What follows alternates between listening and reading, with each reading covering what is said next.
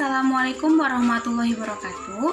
Kami dari kelompok Hukum Perusahaan kelas 6A dengan dosen pengampu Ibu Dr. Marlia Sastro SHM Hum.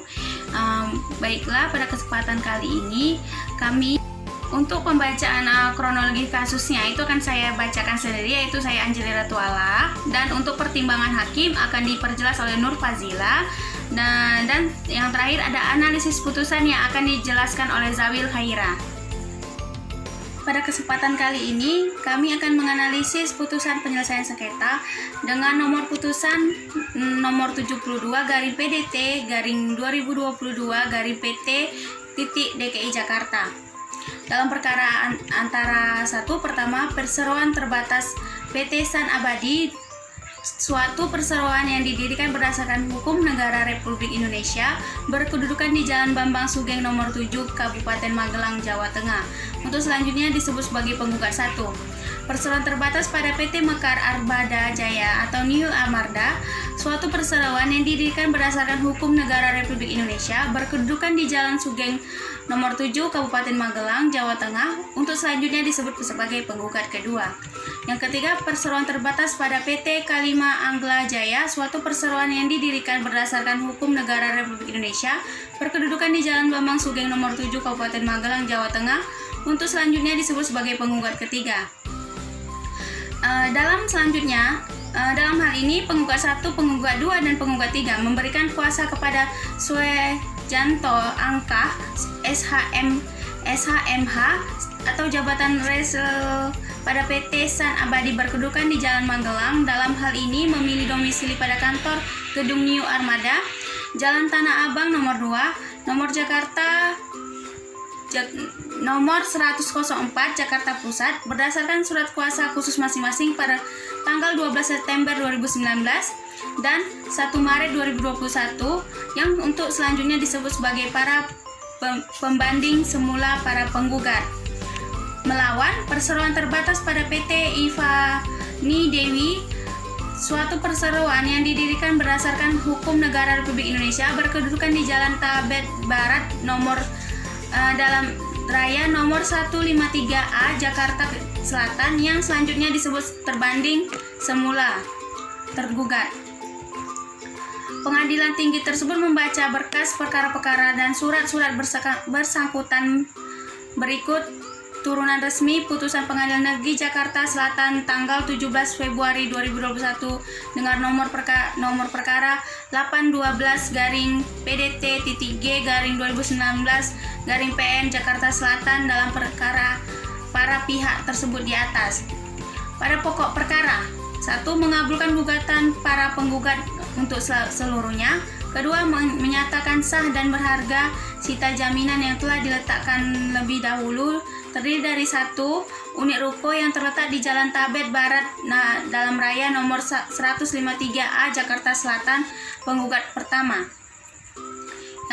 Yang ketiga, menyatakan sah dan mengikat surat perjanjian atau kontrak penjualan sales kontrak pada tanggal 04 Juli 2013 nomor 01A/ID-8/2013 nomor 01.PO/ID-7/2013, dan pada tanggal 22 Juli 2013 nomor 02.PO/ID-7/2013 tanggal 19 Agustus 2013 pada nomor perkara 12.PO/ID-8/2013 antara tergugat sebagai pembeli dan penggugat sebagai penjual.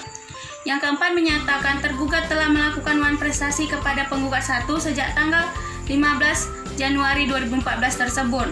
Yang kelima, menghukum tergugat untuk membayar kepada penggugat 1 uang kewajiban pokok sebesar Rp55.666.500.000 dengan denda sebesar Rp5.017.058.000 dengan total kewajiban seluruhnya sebesar Rp64.023.000 Rp58.000 dalam seketika dalam sekaligus lunas dalam waktu 8 hari terhitung sejak putusan perkara ini diucapkan. Penggugat kedua menyatakan sah dan mengikat selanjutnya yang keempat menyatakan tergugat telah melakukan wan prestasi kepada tergugat 1 sejak tanggal 15 Januari 2014 tersebut, menghukum tergugat untuk membayar kepada penggugat 1 uang kewajiban pokok sebesar 55 miliar dan denda sebesar 5 miliar. Kemudian kewajiban total seluruhnya adalah 60 miliar yang seketika dan sekaligus lunas dalam waktu 8 hari terhitung sejak tanggal perkara ini diucapkan. Penggugat kedua menyatakan dan mengikat proof order dan tergugat kepada penggugat kedua tertanggal 25 Juli 2013 dengan nomor 10-PO-ID-7-2013 dan proses order dengan dari tergugat kepada penggugat 2 tertanggal 10 Agustus 2013 dengan nomor 10-PO-ID-8-2013 dengan untuk pembuatan series bus tersebut. Yang ketujuh menyatakan tergugat telah melakukan wan prestasi kepada penggugat 2 tertanggal 10 Januari 2014 tersebut, menghukum tergugat untuk membayar kepada penggugat 2 uang kewajiban pokok sebesar 26 miliar dan bunga atau denda sebesar 7 miliar dengan total kewajiban seluruhnya adalah 34 miliar. Seketika dan sekaligus lunas dalam waktu 8 hari terhitung sejak putusan perkara ini diucapkan. Penggugat ketiga menyatakan sah dan mengikat proof order terhadap penggugat 3 tertanggal 2 Juli 2013 nomor 06-PO-ID-7-2013 untuk pembelian pendingin ruangan bus dan tertanggal 19 Agustus 2013 pada nomor 11-PO-ID-8-2013 proof order pembelian pendingin udara dari tergugat kepada penggugat 3 tersebut. Menyatakan tergugat telah melakukan wan prestasi kepada penggugat 3 sejak tanggal 10 April 2014 tersebut. Yang ke-11 menghukum tergugat untuk membayar kepada penggugat 3 uang kewajiban pokok sebesar 3 miliar dan kewajiban denda atau bunga sebesar 11 miliar dengan total kewajiban seluruhnya adalah 4 miliar. Seketika dan sekaligus lunas dalam waktu 8 hari terhitung sejak putusan perkara ini diucapkan. Untuk penggugat 1, penggugat 2, dan penggugat 3 menghukum tergugat untuk membayar uang paksa sebesar 10 juta rupiah setiap hari keterlambatan memenuhi putusan perkara ini masing-masing terhadap perkara penggugat. Menjatuhkan putusan perkara ini dapat dijalankan lebih dahulu dan memohon putusan seadil-adilnya. Selanjutnya, menimbang bahwa putusan Pengadilan Negeri Jakarta Selatan diucapkan pada tanggal 17 Februari 2021, para pembanding semula pada penggugat menyatakan banding pada tanggal 2 Maret 2021. Dengan demikian, permohonan banding tersebut telah diajukan dalam tenggang waktu dan menurut syarat serta syarat-syarat sebagaimana ditentukan menurut undang-undang. Maka dengan demikian permohonan banding tersebut secara formil dapat diterima. Menimbang bahwa para pembanding semula, para penggugat telah mengajukan memori banding yang pada pokoknya sebagai berikut. Pengadilan Negeri Jakarta Selatan telah keliru menjatuhkan putusan menyatakan gugatan para pembanding semula para penggugat tidak dapat diterima dengan alasan bahwa gugatan dari ketiga penggugat tersebut tidak dapat digabung karena di antara ketiganya tidak terdapat hubungan yang erat. Selain itu, putusan dimaksud juga telah mengabaikan asas sifat sederhana dan biaya ringan. Menimbang bahwa Majelis Hakim tingkat banding setelah mempelajari dengan teliti dan seksama berita sejak acara persidangan Pengadilan Negeri Jakarta Selatan menjawab kedua belah pihak, kemudian dari pihak yang bersengketa salinan resmi putusan Pengadilan Negeri Jakarta Selatan nomor 812-PDD-G-2019-PN Jakarta Selatan tanggal 17 Februari 2021 dan memori banding yang diajukan para pembanding semula para penggugat, Majelis Hakim Pengadilan Tingkat Banding berpendapat bahwa Majelis Hakim tingkat pertama telah keliru dalam memutus dengan putusan menyatakan gugatan para pembanding semula para penggugat tidak dapat diterima. Oleh karena itu harus dibatalkan. Tentang pembatalan yang dimaksud Majelis Hakim Tingkat Banding mempertimbangkan dengan pertimbangan berikut di bawah ini. Menimbang bahwa Majelis Hakim Tingkat Banding berpendapat bahwa gugatan yang diajukan oleh para penggugat yakni penggugat 1, penggugat 2, dan penggugat 3 terdapat satu objek yakni tergugat, dikenal dalam hukum acara dengan istilah penggabungan gugatan atau kumulasi gugatan, yaitu beberapa gugatan digabung dalam satu gugatan. Dapat dilakukan jika masing-masing mempunyai hubungan yang erat. Menimbang bahwa para penggugat yang terikat dalam suatu usaha holding company masing-masing mempunyai hubungan hukum dengan tergugat. Penggugat 1 tentang perjualan kasis bus, penggugat 2 tentang penjualan rumah bus, dan penggugat 3 tentang penjualan AC bus. Ketiga macam produk tersebut adalah bagian atau elemen dalam rangka membangun unit-unit bus merek Ankai milik tergugat. Oleh karena itu, tidak dapat disangkal bahwa antara objek-objek perkara dan subjek perkara, yaitu para penggugat dan tergugat, dapat koneksitas serta merupakan satu kesatuan yang berkelindan dan satu sama lain. Menimbang bahwa pengajukan gugatan dengan cara penggabungan gugatan perkara, gugatan incesu tidak merugikan pihak tergugat dalam melakukan pembelaan dirinya. Menimbang bahwa penggabungan gugatan juga sesuai dengan tri asas peradilan yakni sederhana, cepat, dan biaya ringan. Menimbang bahwa karena telah disimpulkan bahwa penggabungan gugatan yang diajukan para penggugat adalah tepat dan benar, maka Majelis Hakim Tingkat Banding sebagai judi fakti akan melanjutkan pemeriksaan terhadap pokok perkaranya. Menimbang bahwa berdasarkan keterangan saksi-saksi dan alat bukti lainnya didapat fakta hukum yang pada pokoknya sebagai berikut: bahwa telah terjadi perjanjian jual beli antara masing-masing para penggugat dan tergugat, bahwa harga penjualan atas barang-barang dimaksud sebagaimana yang didalilkan pada penggugat, para penggugat diakui tergugat belum seluruhnya dilunasi meskipun telah lewat waktu, bahwa alasan tergugat belum melunasi pembayaran harga tersebut karena pihak Dinas Perhubungan Provinsi DKI Jakarta belum melunasi harga barang yang dimaksud yang telah diterimanya dari tergugat, bahwa tergugat juga mendalilkan bahwa para penggugat telah melakukan wan prestasi terhadap tergugat karena telah terlambat mengirimkan barang-barang dimaksud kepada tergugat tidak sesuai dengan jadwal pengirimannya, sehingga Dinas Perhubungan Provinsi DKI Jakarta dengan alasan keterlambatan pengiriman tersebut belum melakukan pembayaran pada tergugat, bahkan telah juga menjatuhkan denda. Menimbang bahwa dari fakta-fakta tersebut disimpulkan sesungguhnya tergugat telah mengakui ada kewajiban yang belum dilunasinya kepada penggugat, akan tetapi tergugat mendalilkan bahwa belum terlunasi kewajiban yang dimaksud karena keterlambatan pihak penggugat mengirimkan barang para tergugat.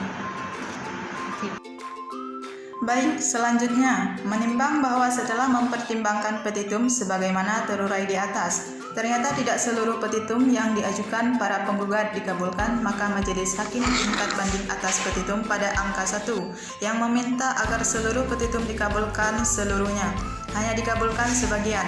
Menimbang bahwa karena tergugat adalah pihak yang kalah, maka sesuai dengan pasal 181 ayat 1 Hir dihukum untuk membayar biaya perkara. Mengingat Undang-Undang Nomor 20 Tahun 1947 tentang Pengadilan Ulangan di Jawa dan Madura, Undang-Undang Nomor 48 Tahun 2009 tentang Kekuasaan Kehakiman, Undang-Undang Nomor 49 Tahun 2009 tentang perubahan kedua Undang-Undang Nomor 2 Tahun 1986 tentang Peradilan Umum, Hir dan ketentuan lainnya yang bersangkutan. Mengadili 1. Menerima permohonan banding dari para pembanding semula para penggugat tersebut. 2. Membatalkan putusan Pengadilan Negeri Jakarta Selatan nomor 812-PDT-G/2019-PN Jakarta Selatan tanggal 17 Februari 2021 yang dimohonkan banding tersebut. Mengadili sendiri. 1. Mengabulkan gugatan para pembanding semula para penggugat untuk sebagian. 2. Menyatakan sah dan mengikat surat perjanjian atau kontrak penjualan atau sales kontrak tanggal 4 Juli 2013 nomor 01A-PO-ID-7-2013 nomor 1B PO-ID-7-2013 dan tanggal 22 Juli 2013 nomor 02-PO-ID-7-2013 tanggal 19 Agustus 2013 nomor 12 PO-ID-8-2013 antara tergugat sebagai pembeli dan penggugat sebagai penjual. 3. Menyatakan tergugat telah melakukan wan prestasi kepada penggugat 1 sejak tanggal 15 Januari 2014 tersebut. 4. Menghukum tergugat untuk membayar kepada penggugat 1 uang kewajiban pokok sebesar Rp55.406.500.000. 5. Menyatakan sah dan mengikat purchase order dari tergugat kepada penggugat 2 tertanggal 25 Juli 2013 nomor 10-PO-ID-7-2013 dan purchase order dari tergugat kepada penggugat 2 tertanggal 10 Agustus 2013 nomor 10-PO-ID-8-2013 untuk pembuatan karosseri bus tersebut. 6. Menyatakan tergugat telah melakukan wan prestasi kepada penggugat 2 sejak tanggal 10 Januari 2014 tersebut. 7. Menghukum tergugat untuk membayar kepada penggugat 2 uang kewajiban pokok sebesar Rp26.240.000.000. 8. Menyatakan sah dan mengikat purchase order dari tergugat kepada penggugat 3 tertanggal 2 Juli 2013 nomor 06-PO-ID-7-2013 untuk pembelian pendingin udara atau AC bus dan tertanggal 19 Agustus 2013 nomor 11-PO-ID-8-2013 purchase order pembelian pendingin udara atau AC dari tergugat kepada penggugat 3.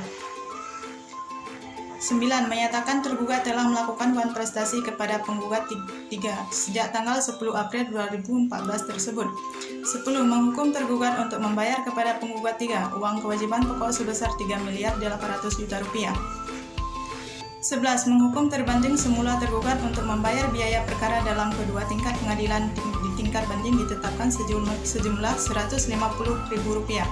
12. Menolak gugatan para penggugat selebihnya. Dengan demikian, diputuskan dalam rapat permusyawaratan Majelis Hakim Pengadilan Tinggi DKI Jakarta pada hari ini, Selasa tanggal 29 Maret 2022, oleh kami Singgi Budi Prakoso SHMH, Hakim Tinggi Pengadilan Tinggi DKI Jakarta selaku Hakim Ketua Majelis, Yunisman SHMH dan Erwar Munawar SHMH, masing-masing sebagai Hakim Anggota Majelis berdasarkan Surat Penetapan Ketua Pengadilan Tinggi DKI Jakarta nomor 72/PDT/2022/PT DKI tanggal 7 Februari 2022 ditunjuk sebagai Hakim Majelis untuk mengadili perkara ini pada pengadilan tingkat banding. Putusan tersebut diucapkan oleh Hakim Ketua Majelis dalam sidang terbuka untuk umum. Pada hari Rabu tanggal 6 April 2022 dengan dihadiri hakim-hakim anggota tersebut dibantu oleh Effendi P.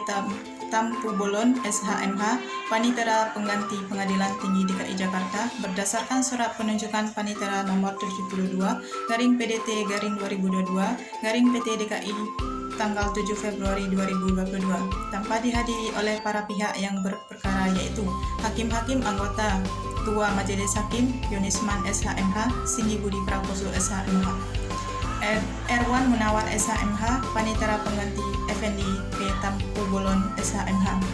Baiklah, sekian dari presentasi kelompok kami akhiri. Assalamualaikum warahmatullahi wabarakatuh.